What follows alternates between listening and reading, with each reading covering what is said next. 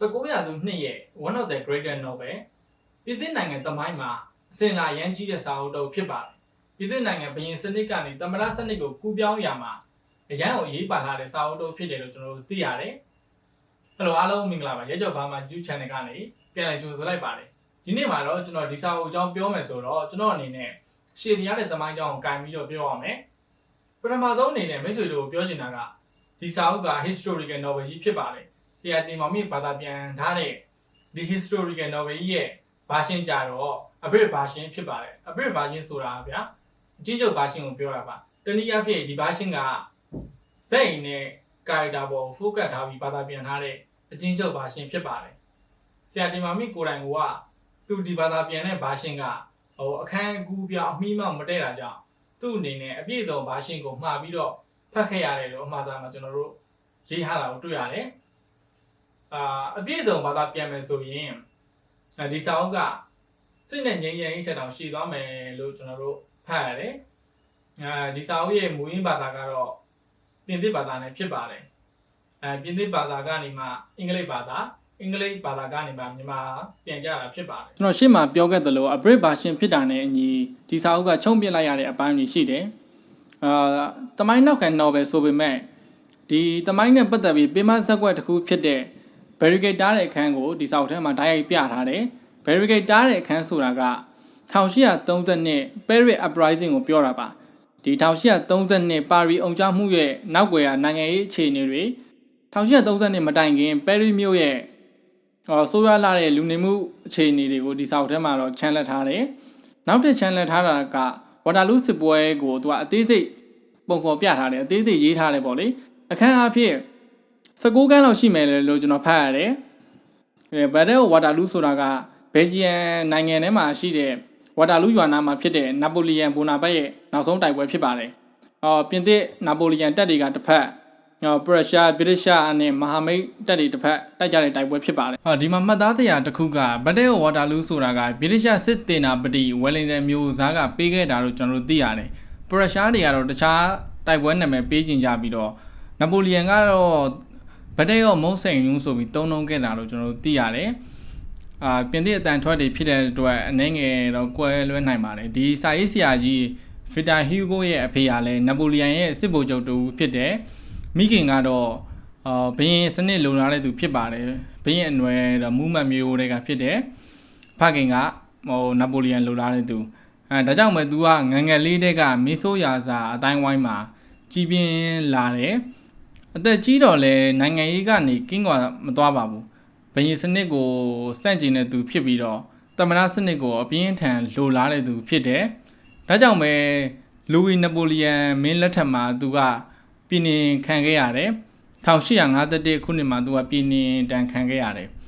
1880လူဝီနာပိုလီယံမင်းပြုတ်ကြမှာပဲသူကပြင်သစ်ပြည်ကိုပြန်ဝင်ခွင့်ရခဲ့တယ်အဲ့ဒီအချိန်ကာလအဖြစ်အဲ့ဒီ19နှစ်အတော်အတွင်းမှာသူကဒီ Les Miserables စာအုပ်နဲ့နိုင်ငံရေးစာဆောင်အများအပြားရေးခဲ့တယ်လို့ကျွန်တော်တို့သိရတယ်ဆက်လက်ပြီးဒီစာအုပ်မှာခြုံပြလိုက်တာတွေကဘာတွေလဲဆိုတော့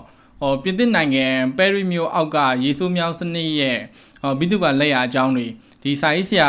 ဗီတာဟီဂိုရဲ့နိုင်ငံရေး ideology တွေဘာသာရေးအမြင်တွေကိုခြုံပြလိုက်ပါတယ်ဆိုဒီအင်္ဂလိပ်ဘာသာပြန်သူ James K. Robinson ကဘာပြောထားလဲဆိုတော့ဒီသမိုင်းဆိုင်ရာအချက်လက်တွေကအလွန်တန်ဖိုးရှိတော်ညာလဲသူ့အနေနဲ့ပေမစကွက်ကနေခွဲထွက်သွားတာကြောင့်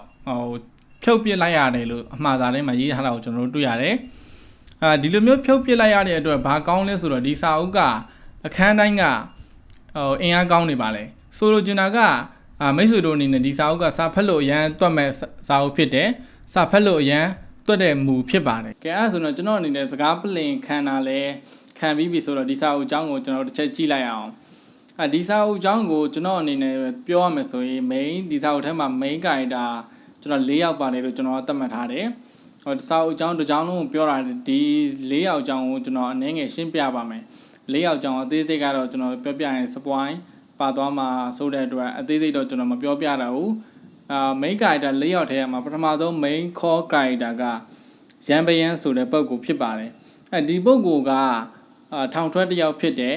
ထောင်ပါလို့ကြားခဲ့လဲဆိုရင်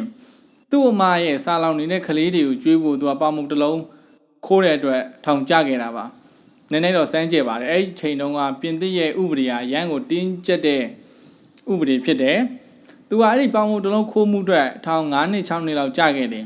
ထောင်ကျတဲ့ချိန်မှာသူကထွက်ပြေးဖို့ကြိုးစားတာကြောင့်ထောင်သက်တွေကတိုးရင်းနဲ့နောက်ဆုံးတော့19နှစ်လောက်ဖြစ်သွားတယ်ထောင်ကျတဲ့ထောင်ကလည်းအရန်ကိုမှပြင်းထန်တဲ့လှေကျွန်းဖြစ်တယ်ခြေထောက်မှာတန်ချေချင်းတွေနဲ့ဘရင်ရီတက်မတော်မှာလှော်တက်တွေကန်ရတဲ့လှေကျွန်းဘဝဖြစ်ပါတယ်ဒီစာအုပ်ကိုဇလန်းစထားတာကတော့အဲ့ဒီသူကထောင်ကနေလွတ်လာတဲ့အချိန်မှာစထားတယ်အချိန်ကာလအဖြစ်နပိုလီယန်ခေတ်လုံ1815နောက်ပိုင်းမှာဇက်အိမ်တင်ထားတယ်ဖြစ်ရှင်တော့သူကအဲ့ဒီလေကျွန်းဘဝကထွက်လာတဲ့အချိန်မှာသူ့ရဲ့နိုင်ငံသားမှတ်ပုံတင်ကတ်ကအဝါရောင်ဖြစ်သွားတယ်အဲ့လိုမျိုးအဝါရောင်ဖြစ်တဲ့အတွက်မြို့တွေရွာတွေတိုင်းကတဲခုတ်ကန်တွေအိမ်တွေကသူ့ကိုလက်မခံတော့ပါဘူးတဲခုတ်ကန်တွေဆိုရင်သူ့ကိုအခန်းတွေမငှားဘဲနဲ့မောင်းထုတ်တာတွေပါလိဖြစ်ခဲ့တယ်ဘာကန်ကောင်းသွားလဲဆိုတော့သူ့ကိုတကားတစ်ချက်ဖွင့်ပေးခဲ့ပါတယ်အဲ့ဒါဘာလဲဆိုတော့ဖုန်းတော်ကြီးတစ်ပါးကသူ့ကိုတကားတစ်ချက်သူ့အိမ်ထဲကိုအဝင်ခံခဲ့တယ်အဲ့ဒီဖုန်းတော်ကြီးစီကနေမှ तू ကဒီစာအုပ်တော်လုံးသူ့ဘဝတစ်လျှောက်လုံးမှာအသုံးဝင်မဲ့အရာနှစ်ခုရလိုက်တယ်အဲ့ဒါဘာလဲဆိုတော့ဖုန်းတော်ကြီးစီကနေမှစိတ်ထားမွန်မြတ်တဲ့သူတော်တင်စိတ်တက်ရဲ့ဒီသူ့ဘဝတစ်လျှောက်လုံးလောက်ကင်စားတော့ကိုအဆင်ပြေသွားဖို့ငွေတူကြေးစာအနှဲငယ်ကိုဖုန်းတော်ကြီးစီကနေ तू ကရလိုက်တယ်ဒီဗီတာဟီမိုကရန်ပယံကိုဘယ်လိုမျိုးသူ့ရဲ့ဇက်ကောင်ကိုပုံဖော်ထားလဲဆိုရင်ဒီခန္ဓာကိုယ်တစ်ချမ်းကဖုန်းတော်ကြီးစီရလိုက်တဲ့ဒီစိတ်ထားကောင်းတာလေသူတော်တင်စိတ်ထားတွေနဲ့ပုံဖော်ထားပြီးတော့နောက်တစ်ချမ်းတော့ထောင်ထွက်တယောက်ရဲ့တက်တိပြက်တိနဲ့လောက်ရည်ကန်ရည်ကိုပုံဖော်ထားတယ်အဲ့ဒါကတော့ရန်ပေရန်ရဲ့ဒီရန်ပေရန် main core character ရဲ့ဇက်ကောင်ဖြစ်ပါတယ်ဒီနောက်ထပ်ဇက်ကောင်တစ်ခုကရပတ်ဆိုတဲ့ပုံကိုဖြစ်တယ်ဒီပုံကိုပါဒီရန်ပေရန်နောက်ကိုမြေခွေးလိုအနက်ခံလိုက်နေတဲ့စုံတော့ရဲမှုတယောက်ဖြစ်တယ်ဖြစ်ရှင်တော့သူတို့နှစ်ယောက်ကရန်ပေရဲထောင်လှေကျွန်းဘဝမှာတည်းကရန်ပေရဲကိုအနီးကပ်စောင့်ကြည့်ရတဲ့ထောင်ဆောက်အရာရှိတယောက်ဖြစ်တယ်ရန်ပေရဲထောင်ကထွက်လာတဲ့အချိန်မှာလည်းသူကအဝါရောင်မှတ်ပုံနဲ့ကင်ထားတဲ့အတွက်ဟိုးလေးတကြောဖြစ်သွားတယ်ဒီဖုန်းတော်ကြီးစီကနေမှငွေတွေကိုမတရားယူတယ်ဒါကတွေ့တဲ့ကလေးတွေရှိကငွေကိုလည်းယူတယ်ဆိုပြီးတော့သူတတင်းရတပုတ်လေးလွင့်ပြန့်နှံ့သွားတယ်ပေါ့လေအဲ့ဒီတော့ဒီရဘက်ကလည်းတဖြည်းဖြည်းရာလူတွေမြင့်လာနေ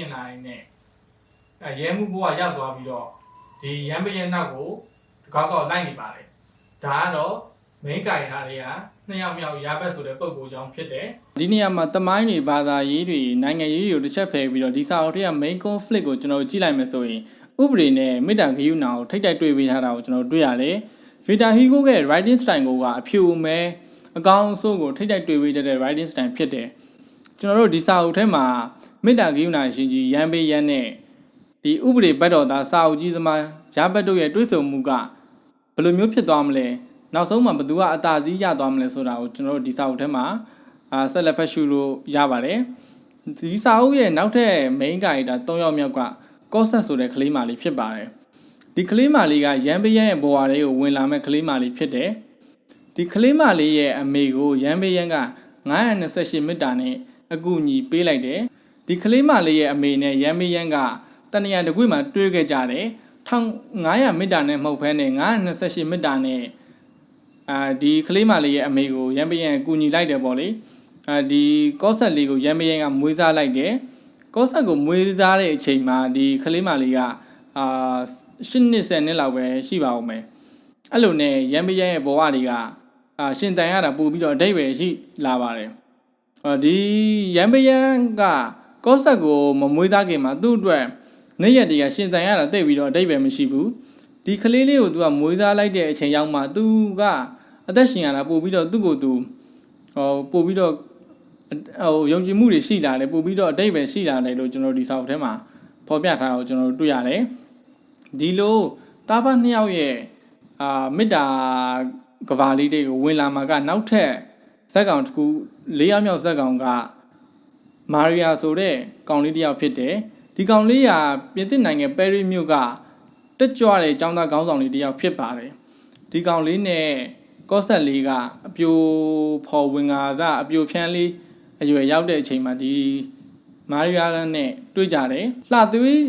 ကြွယ်လာတဲ့ကော့ဆက်လေးနဲ့ဒီចောင်းသားကောင်းတော်မာရီယာလေးနဲ့ကလူငယ်ချင်းမေတ္တာချင်းမျှကြတဲ့အချိန်မှာဒီတားဖားနှစ်ယောက်ရဲ့မေတ္တာချိန်ဝင်တွေကိုနောက်ထပ်မေတ္တာတစ်ခုဝင်လာတဲ့အခါမှာဘယ်လိုမျိုးဖြစ်သွားမလဲဆိုတာတော့ဒီစာအုပ်ထဲမှာအဖြေရှိပါတယ်ဒီစာအုပ်ထုတ်တဲ့ချင်းပြင်သစ်နိုင်ငံမှာတော့ဘန်းခံခဲ့ရတယ်ဒီစာအုပ်က1862မှာထွက်ရှိခဲ့တာဖြစ်ပြီးတော့1832ကပါရီအောင်ကြမှုတို့ကိစ္စရက်တွေကိုပြန်ပြီးထည့်ထားတဲ့အတွက်ပြင်သစ်ပြည်ကသူ့ရဲ့ယာသပလင်ကျင်းနေဆိုပြီးတော့သူတို့ပြင်သစ်နိုင်ငံမှာဒီစာအုပ်ကိုတားမြစ်ခဲ့ပါတယ်ဒါပေမဲ့စာအုပ်ရဲ့ပြည့်နှက်မှုကိုတော့တာစီပိတ်ပင်နိုင်ခဲ့ခြင်းမရှိဘူးဒါကတော့ဆရာတင်မောင်မြင့်ဘာသာပြန်ထားတဲ့မိစ္ဆာဝင်ကဘာဆိုတဲ့စာအုပ်အကြောင်းဖြစ်ပါတယ်ဆရာတင်မောင်မြင့်ကတော့မိစ္ဆာဝင်ကဘာနာမည်နဲ့ဒီ Les Miserables စာအုပ်ကိုဘာသာပြန်ထားတယ်ဗီတာဟီဂိုရဲ့နောက်ထပ်နာမည်ကြီးတဲ့စာအုပ်တုပ်ကဒီ The Hunchback of Notre Dame ဆိုတဲ့စာအုပ်လေးဖြစ်ပါတယ်စာအုပ်လေးကလက်တပွားစာလောက်ပဲရှိပါတယ်ဗီတာဟီဂိုဆိုရင်ဒီစာအုပ်နှုတ်ကကမ္ဘာကန်တဝင်စာအုပ်နှုတ်ဖြစ်ပါတယ်ဗီတာဟီဂိုဆိုရင်ဒီစာအုပ်နှုတ်နဲ့တော်တော်များများရင်းနှီးပြီးသားဖြစ်ပါတယ်နောက်ဆုံးမှာတော့ဘာသာပြန်မြန်မာပြန်စာရေးဆရာတင်မောင်မြင့်အကြောင်းကိုပြောရင်းနဲ့ကျွန်တော် review လေးကိုအဆုံးသတ်လိုက်ပါမယ်ဆရာတင်မောင်မြင့်ကို1936ခုနှစ်ရဲ့ AR တိုင်းဟင်းသဒခရိုင်မှာဟင်းသဒခရိုင်ထဲမှာမွေးဖွားခဲ့တယ်လို့ကျွန်တော်သိရတယ်ဘာသာပြန်စာအုပ်ပေါင်း80ခန့်ဘာသာပြန်ခဲ့တဲ့စာရေးဆရာကြီးဖြစ်ပါတယ်ဒီထဲမှာနာမည်ကြီးစာအုပ်တွေဖြစ်တဲ့ Crime and Punishment တို့Anna Karenina တို့To Kill a Mockingbird တို့ Madame Curie တို့ဒီLes Miserables စာအုပ်တွေကအရန်ကိုနာမည်ကြီးတဲ့ကမ္ဘာကန်တဲ့ဝင်စာအုပ်တွေဖြစ်ပါတယ်မိတ်ဆွေတို့အနေနဲ့ဒီဗီဒီယိုကြိုက်နေတဲ့ရင် like and subscribe လုပ်ခဲ့ပေးဖို့တောင်းဆိုပါတယ်မိတ်ဆွေတို့ရဲ့တငယ်ချင်းတွေစီကိုလည်းကျွန်တော်ရဲ့ဗီဒီယိုလေးကို share ပေးသွားစေချင်ပါတယ်ဆွေးနွေးခြင်းနဲ့အကြောင်းအရာလေးရှိရင်ကျွန်တော်ရဲ့ comment မှာဆွေးနွေးသွားပေးလို့ရပါတယ်ကြည့်ပေးတဲ့တယောက်ချင်းစီတိုင်းကိုကျွန်တော်အထူးကျေးဇူးတင်ပါတယ်နောက်ဗီဒီယိုမှာနောက်စာအုပ်တွေနဲ့အတူပြန်တွေ့ကြပါတယ်